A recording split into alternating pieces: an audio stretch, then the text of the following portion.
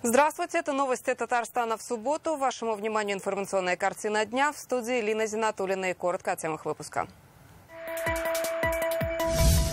Пришкольная пора. И дети, и учителя совместно. Нам помогают родители. Как в Казани прошла ярмарка-выставка с продукцией, представленной школами и техниками республики. Увидел Рамиль Шайдуллин. Первый в истории рейс из Шанхая в Казань. Это очень серьезный вектор. Через Казань будут летать и наши соседи, наши друзья. Хороших полетов, хороших рейсов. Как встречали гостей с Поднебесной в Татарстане, увидела Алена Струминская.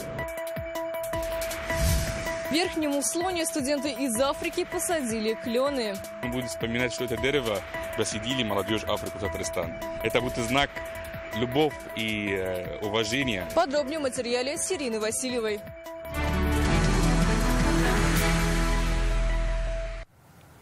Сразу три важные даты отметит страна в ближайшую неделю. Уже завтра День машиностроителя. В Татарстане в этой сфере трудится больше 120 тысяч человек. В понедельник историческая годовщина. 2 года назад в состав России вошли новые регионы. С 1 октября начнется декада пожилых к старшему поколению. Сегодня относится каждый 4-й житель республики. Сегодня на совещании в Доме правительства Рустам Минниханов дал несколько поручений по организации предстоящих событий. Где будут чествовать лучших машиностроителей и кому уделят особое внимание в декаду пожилых, расскажем в репортаже. Завтра, 29 сентября, свой профессиональный праздник будут отмечать работники машиностроительного комплекса. В республике производят легковые, грузовые автомобили, спецтехнику, самолеты, вертолеты, суда. Рустам Минниханов поздравил работников и ветеранов отрасли и поблагодарил за вклад в развитие Татарстана. Лучших представителей будут чествовать на торжественном мероприятии в Набережных Челнах 4 октября. На этой неделе в Автограде с конвейера КАМАЗа сошел 2,5-миллионный грузовик. Благодаря командной работе, поддержке руководства страны, даже в условиях санкционного давления, наши машиностроители достойно решают поставленные задачи, внедряют новые разработки и осваивают высокотехнологичную продукцию. 30 сентября страна во второй раз отметит День воссоединения новых регионов с Россией. В 2022 в ее состав вошли Донецкая и Луганская народные республики, Запорожская и Херсонская области. Татарстан активно участвует в большой работе по восстановлению мирной жизни на новых территориях. Поручаю руководителям республиканских министерств, главам муниципальных образований обеспечить проведение тематических мероприятий, посвященных Дню воссоединения новых регионов с Россией. Ну и продолжить работу по оказанию гуманитарной помощи подшефным республики и городам Лисичанск, Рубеж. 1 октября – День пожилых людей. Рустам Минниханов отметил, это повод поблагодарить родителей, учителей и наставников, проявить внимание к ветеранам, которые долгие годы трудились на благо страны. Многие и сегодня занимают активную жизненную позицию. Каждый 4-й татарстанец – представитель старшего возраста. В республике 233 долгожителя, которым больше 100 лет. Вот самый взрослый у нас Александр Павлович Липатов, 104 года. А вот женщины 107 лет. Галина Салаховна Шарафуддинова. В рамках декады пожилых до 10 октября Рустам Минниханов поручил организовать чествование ветеранов на предприятиях и в организациях. Надо найти форму и ветераны, которые уже организации у них ликвидированы, значит, как-то их тоже отметить. Ну и, конечно же, важно особое внимание родителям участников специальной военной операции. Везде надо, и на предприятии такой посыл. Им даже общение с нами очень важно. Друг с другом. Они друг друга увидят. Они так радуются. Обязательно каждому ветерану посетите. В Казани пенсионеры смогут бесплатно посетить некоторые бани, музеи, зооботсад. Пройдут концерты, спортивные состязания. Врачи и соцработники навестят нуждающихся в уходе. В ЗАГСе будут чествовать юбиляров семейной жизни. Лина Зинатуллина, Марат Хусаинов, ТНВ, Казань. Готовность объектов к отопительному сезону в Татарстане на сегодня 99,61%. Об этом доложил на республиканском совещании глава Минстроя Марат Айзатуллин. Полностью подготовлены социальные объекты. Паспорта готовности еще не получили 66 жилых домов в 11 муниципалитетах. Готовность котельных 99%, в работе остается 40 объектов в Казани. Рустам Минниханов поинтересовался обеспечением жильем детей-сирот. Марат Айзатуллин сообщил, по этой программе заключены 4 государственных контракта. При приобретут 521 помещение в 23 районах республики. 68 квартир уже готовы, остальные в строящихся домах. Райс республики отметил, этот вопрос необходимо держать на постоянном контроле. В Казани продолжаются традиционные субботние сельхозярмарки. Особое место в их календаре занимает город мастеров. Так называется ярмарка-выставка сельхозпродукции и рукоделия, которую организуют школы, вузы и техникумы республики. Сегодня студенты и школьники из 43 районов привезли в агропромпарк более 70 тонн овощей, свыше 1000 изделий из дерева и почти столько же из металла. Одними из первых с ассортиментом юных Мичуриных и Кулебиных ознакомились вице-премьер Лейла Фазлеева и глава Минобра Ильсур Хадиуллин.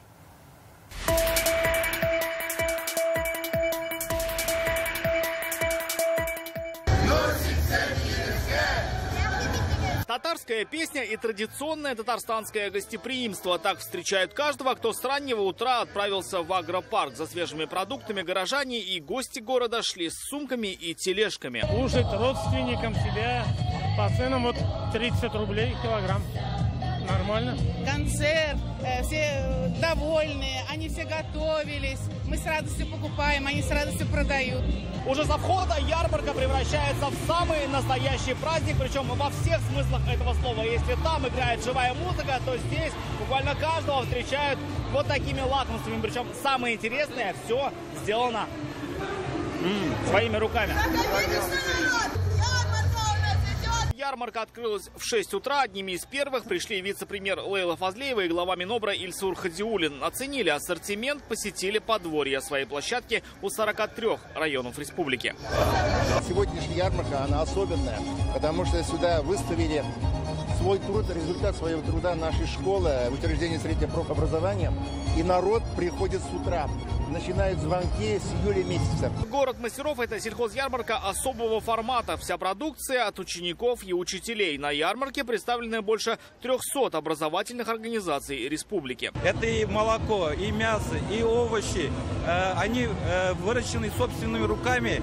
Здесь и на территориях техникумов, здесь и личное подсобное хозяйство выращивают. Здесь все, что испекли, связали, сшили или смастерили школьники и студенты. Так, Елабужский политехнический колледж представил печки-буржуйки. И эти печки-буржуйки отправлялись как раз с нашей горячей точки в Лисичанск и в другие города на помощь нашим бойцам. Казанский торгово-экономический техникум удивил гостей плюшками и бездрожжевым хлебом. Автор рецепта – один из преподавателей. Вся продукция свежая. Студенты еще украшали с любовью для наших покупателей. Нурлатцы и камскоустинцы привезли богатый урожай со своих пришкольных участков. На их витринах красовались кабачки, патиссоны и другие сезонные овощи. Здесь мы привезли и Центр детского творчества Киляща поставляет свой товар. Здесь уже наш товар, который выращен на нашей нурлатской земле. И дети, и учителя совместно. Нам помогают родители. Основной наклон делаем на чеснок, лук, морковь. Как отметили гости, ребята здесь учатся азам предпринимательства. Когда учащиеся того или иного колледжа, той или иной образовательной организации принимают участие в создании продукта, а затем в его продаже этого продукта, то он точно понимает, какой спрос, какое предложение он должен сформировать, что крайне важно для учащихся, которые умеют собственным трудом что-то создавать. В городе мастеров все продавалось по строго фиксированным ценам, ниже рыночных и доступным для всех покупателей. Рамиль Шайдуллин, Альбина Минаева, ТНВ, Казань. На ярмарке сегодня можно было не только купить продукты, но и найти работу. На 7 площадках организовали ярмарки вакансий. Более 1400 рабочих мест сегодня предлагали 15 предприятий. На проспекте Имашева можно было ознакомиться с предложениями Казанского вертолетного завода, Казань-Оргсинтеза, завода «Точмаш» и других. Сейчас 3500 татарстанцев стоят на бирже труда. По словам профильного министра Эльмиры Зариповой, уровень безработицы в республике низкий. Для тех, кто ищет свое призвание, создана платформа работы в России. Соискателям предлагают пройти профориентационное тестирование и обучение будущей специальности. Причем с самой разной заработной платой, с самым разным графиком работы. То есть удобно в зависимости от того, кто насколько мотивирован. Если это мама, например, с ребенком, она может найти себе и удаленную работу или работу на неполный рабочий день. Сейчас в силу определенных обстоятельств идет наращивание в оборонно-промышленном комплексе, в машиностроении, в обработке, в добыче полезных ископаемых, в отраслях строительства. И, конечно же, это диктует высокую потребность в рабочей силе. Сейчас в Татарстане предлагают 50 тысяч вакансий. Это значит, на одного человека приходится 16 рабочих мест. Тем не менее, существует кадровый дефицит на промпредприятиях. Для привлечения внимания к рабочим профессиям для школьников и студентов колледжей проводят дни открытых дверей на заводах. Нехватка кадров не только на нашем предприятии, она по всей республике, по всей стране. Вы сами прекрасно знаете. Мы готовы предложить работникам хорошую, стабильную работу, зарплату. Средняя зарплата у рабочего специалиста сейчас более 100 тысяч рублей. У кого нет какой-то профессии, мы готовы обучить. В данное время у нас активно расширяется производство, открываются новые цеха и подразделения. У нас идет активный набор кандидатов на работу. Мы берем без опыта работы. Сразу пошла в центр занятости. Мне интересно, чтобы трудоустройство было полностью официальное, чтобы были соцгарантии. На данный момент ДМС предлагают практически во всех организациях.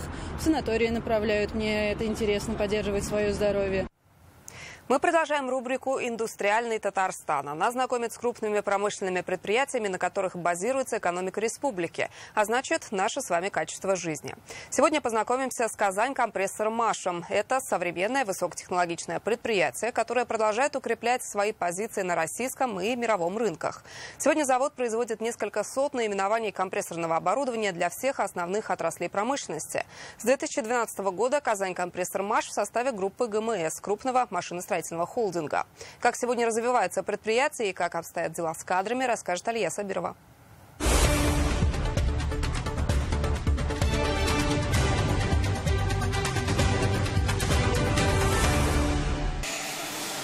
Для Павла Хохлова это юбилейный 10-й год работы на заводе. Трудится по специальности. Он газоэлектросварщик. Занимается производством рам, фундамента будущих компрессорных машин. Рабочую профессию выбрал сразу. Просто сам не кабинетный, я не люблю сидеть в кабинете. А тут сам процесс, общение, люди. Все достойные, хорошие, квалифицированные специалисты. Перспективы роста здесь присутствуют, обучение. Метролог Рузелья Шарафудинова 40 лет на страже качества и точности измерений. Еще студентам проходила здесь практику, так и осталась на любимом предприятии. Мне очень нравится работа моя. То есть это уже понятно, если бы работа не нравилась, не могла бы я работать 40 лет. Во-вторых, коллектив очень хороший у нас коллектив. Завод идет вперед, поднимает заработную плату. Предоставляйте путевки, пожалуйста.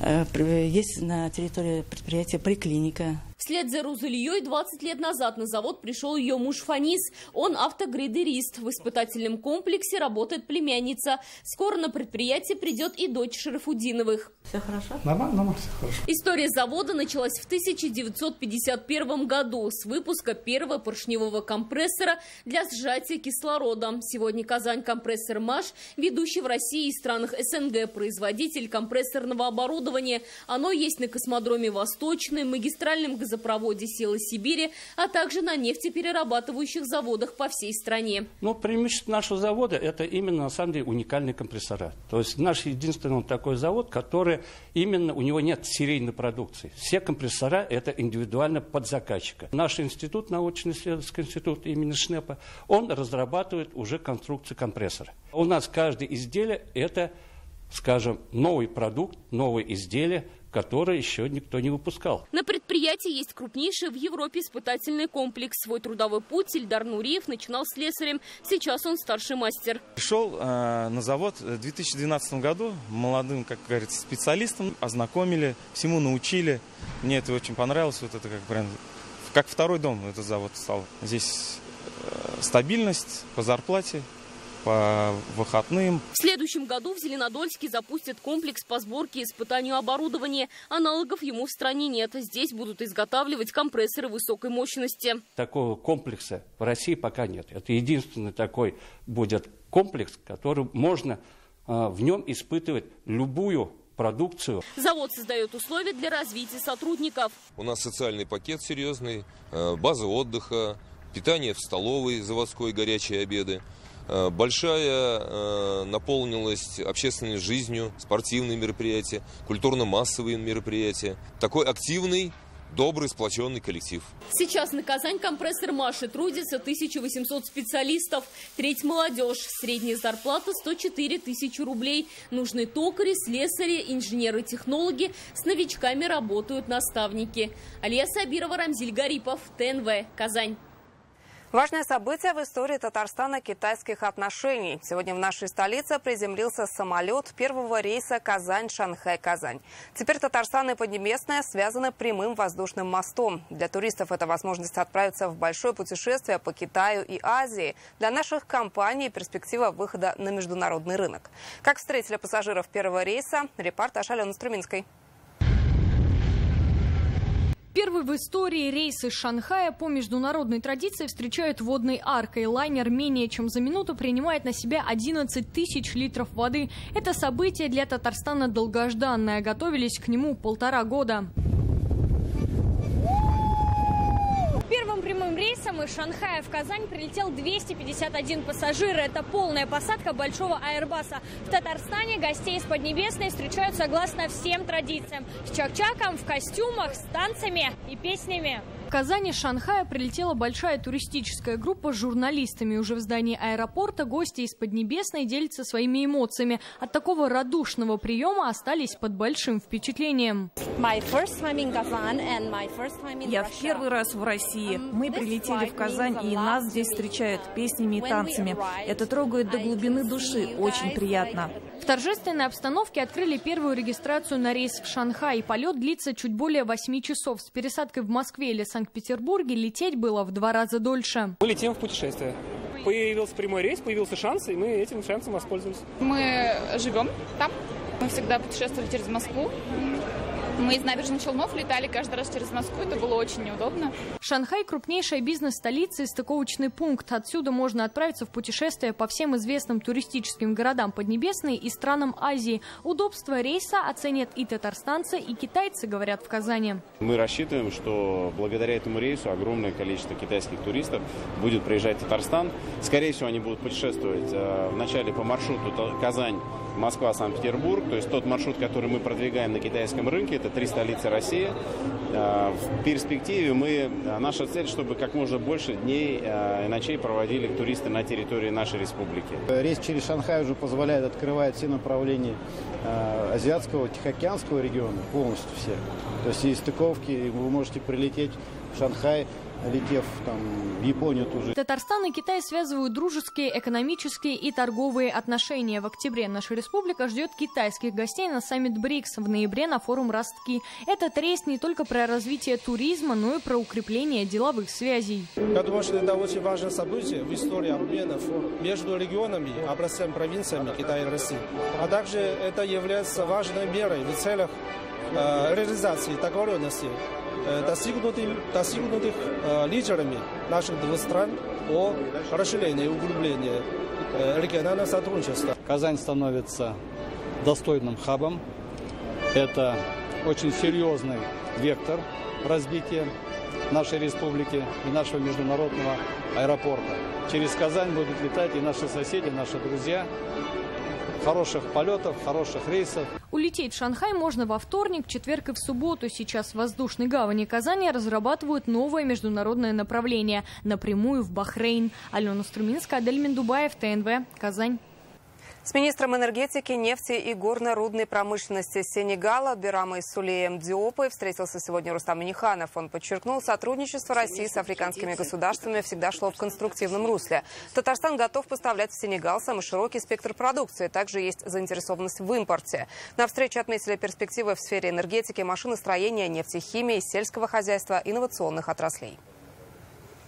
Сейчас в Казани проходят Дни культуры Мексики. Для участия в мероприятиях прибыл чрезвычайный и полномочный посол этой страны в России Эдуардо Вильегас Мехиас. Он посетил наш телеканал. Для дипломата провели экскурсию. Показали большую студию ТНВ, где создаются более 40 передач, аппаратные и несколько редакций, в том числе нашу службу новостей. Также гости побывали в новой виртуальной студии, где благодаря современным технологиям ведущие могут оказаться в самых разных уголках мира, в том числе каньонах Мексики. Посол и сам попробовал себя в роли ведущего ведущего новостей Татарстана. Эдуардо Вильегас Мехиас заинтересовался, как устроено вещание на 2 государственных языках. Мексика – полилингвальная страна, государственный язык испанский. Кроме того, существует 59 местных диалектов. Особенно понравилось интерес телеканала на татарском языке. Думаю, что работа телеканала очень-очень важна не только для вас, даже для человечества. В Верхнем Услоне появилась новая аллея астролистных кленов. Их сегодня перед 50-й гимназией высадили казанские студенты, приехавшие из африканских стран. Все они представители объединения «Молодежь Африки в Татарстане». В составе около 200 уроженцев жаркого континента. Каждую неделю они выезжают в один из районов, чтобы ближе познакомиться с республикой. Посещают музеи и выставки, промзоны и предприятия. Активно включаются и в социально значимые проекты. На субботник в Верхний Услон отправилась Ирина Васильева. Под родные африканские мотивы Дэниел Боулс Аени Талалупе сажает клен. Так работается веселее и быстрее, говорит уроженец Нигерии. Дэниел – магистрант Института управления экономики и финансов КФУ. В Верхний Услон приехал вместе с друзьями. Наслаждаюсь времяпровождением. Когда сажаю дерево, загадываю желание от всего сердца. Это очень важно и интересно. Так мы помогаем природе. Мне очень нравится Татарстан. Он очень красивый, а мы делаем его лучше. Бату Нехеми родом из Гаити. В России живет 6-й год. Сейчас учится на архитектора в Кагасу. Первое дерево посадила еще в детстве. Ежегодно 1 мая мы сажаем деревья. Это традиция. У нас есть национальное дерево, пальма. Она очень красиво цветет и украшает гаитянский герб. Клен сажаю впервые. Каждый саженец – это отдельная жизнь. Очень волнительный момент. Аллею в Верхнем Услоне посадили 25 студентов. Все они представители объединения молодежи Африки в Татарстане. Учатся в КФУ, Кагасу и КАИ. Чтобы поближе узнать республику, ребята еженедельно устраивают туры в районы. Ходят по музеям, посещают ведущие предприятия и учебные заведения. Наша молодежь, кто-то инженер, кто-то рабочая сила, кто-то дизайнер. Африканские студенты, здесь африканская молодежь очень сильно развивается. Дерево сколько лет будет жить, мы будем вспоминаем. И все жители района будут вспоминать, что это дерево посадили молодежь Африку в Татарстан. Это будет знак любовь и уважения. К студентам присоединились сотрудники общественной палаты района. Теперь будут решать, как назовут аллею. Один из вариантов – аллея дружбы. Посмотрим, как будет называться. Может быть, какое-то общественное голосование, может быть, кто-то предложит хорошее звучное название. Мы подумаем над этой темой. Хорошее, замечательное мероприятие, нацелено, наверное, на большей популяризации и республики, и нашего, в том числе, района. Связано оно, конечно, с тем, что наши, скажем, друзья африканские нас больше узнали, рассказали о нас в том числе и в своей стране. Акция завершилась мастер-классом от студентов. Гости научили верхнеуслонцев танцевать по-африкански. Ирина Васильева, Рамзиль Гарипов, ТНВ, Верхнеуслонский район. Программа «Наш двор» близится к завершению. Работы выполнены на 97%, сообщил сегодня на совещании в Доме правительства директор фонда Институт развития городов Татарстана Наиля Зинатуллина.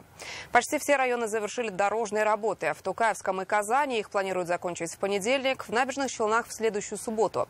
Исключением станут 2 столичных двора. На Хаджи Такташ работы осложняет близость нового театра Камала. На улице Военный городок задержка сетевых работ. Надеюсь, что мы вместе с администрацией Кировского района все-таки ускоримся, потому что количество человек, занятых на объекте, оставляет желать лучшего. Это то, что касается военного городка 32.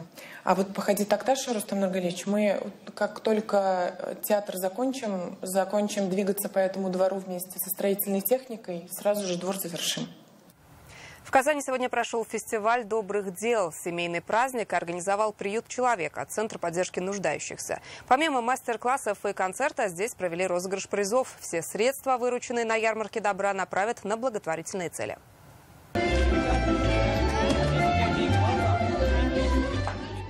На фестиваль добрых дел Неля Рябова пришла с внуком. Ее сын сейчас в зоне СВО, поэтому она понимает, насколько важно поддерживать бойцов на передовой и их семьи. Они стали участниками розыгрыша и получили денежный приз от центра «Приют человека», который организовал сегодняшний праздник. Большое спасибо фонду, который поддерживает такие семьи, как мы. Очень благодарны мы за это. И приехали сюда из Зеленодольска, посмотрели, какой праздник хороший устроили. Среди гостей фестиваля семья Гайнулиных из Лаишевского района. Динара – мама 4 детей. Занимается благотворительностью, отдает вещи нуждающимся. Про приют человека тоже сами периодически собираем какие-то вещи, которые тоже уже нам не нужны, в хорошем состоянии, да. И поэтому детей приобщать тоже очень нравится к таким социальным проектам. И тем более это такие праздники красивые, когда делают, когда можно вместе выйти. Потому что действительно иногда просто от одиночества человек приходит сюда и пытается не просто получить какую-то помощь, а пообщаться. И пусть фестиваль добрых дел получит именно начало общения друг с другом. На фестивале добрых дел учили расписывать деревянные игрушки, мастерить открытки. Для детей организовали несколько развлекательных площадок. И главное – ярмарка добра. Сладости, а также изделия ручной работы стоили не дороже 100 рублей. За покупку каждый получал купон на участие в розыгрыше подарков. Все вырученные средства пойдут на благотворительные цели. Организует фестиваль Центр социальной реабилитации «Приют человека». Уже 6 лет они помогают малоимущим, многодетным семьям, пенсионерам, инвалидам и бездомным. Ежедневно раздают до 1700 горячих обедов. Своим мероприятием основную цель мы ставим – это популяризация идеи меценатства, чтобы люди были добрее друг к другу, чтобы поддерживали друг друга в трудную минуту. Всех гостей фестиваля угостили пловом и чаем. На большой сцене выступили творческие коллективы «Напев», «Алтын» и воспитанники 11-го дома-интерната. Очень нравится все, очень гостеприимно, все очень здорово, музыка красивая. Это очень важно, помогать тем, кто нуждается в помощи. Да, считаю, что это очень важно, что такие мероприятия необходимы. «Приют человека» провел фестиваль в первый раз, приурочил его к 6-й годовщине со дня основания центра и планирует установить рекорд по сбору средств. Арина Тыринова, Адель Миндубаев, ТНВ, Казань. Интернет-версию итогов прошедших 6 дней читайте на сайте электронной газеты «Реальное время». Еще больше информации в нашей группе ВКонтакте и Телеграм-канале. Сейчас прогноз погоды с Амирханом Калимулиным, а я с вами прощаюсь. Всего доброго.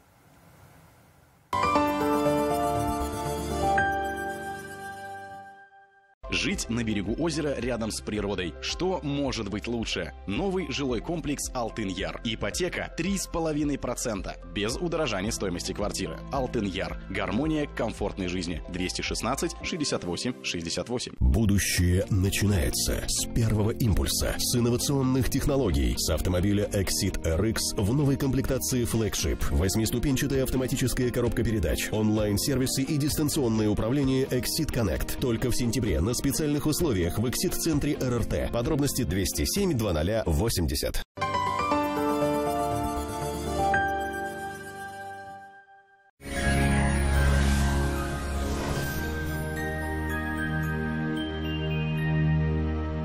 Здравствуйте! В студии Амирхан Калимулин. Татарстан остается под влиянием обширного антициклона, охватившего большую часть европейской территории России и Западной Сибири. Республика находится в теплой прогретой части этого образования с южными воздушными потоками. Сейчас подробнее. По данным сервиса Яндекс.Погода, в Зеленодольске, Арске и Кукмаре облачно, без осадков. Температура днем плюс 19-21, ночью плюс 10-11 градусов.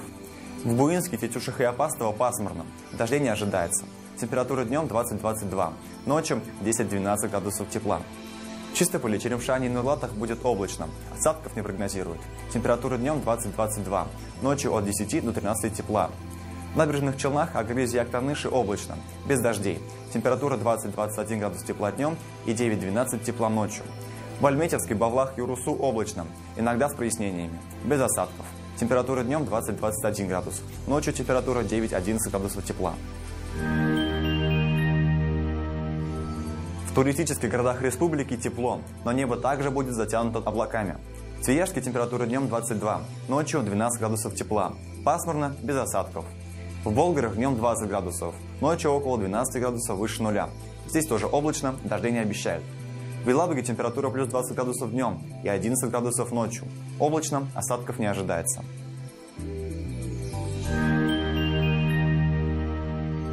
Казани пасмурно, но без осадков. Температура днем составит 21 градус тепла, ночью 12. Атмосферное давление выше нормы. Оно составит 762 мм ртутного столба. Ветер южный, порывистый, более 7 метров в секунду. Влажность 23%. Магнитное поле спокойное. Это все о погоде. Я с вами прощаюсь. Приятных вам выходных.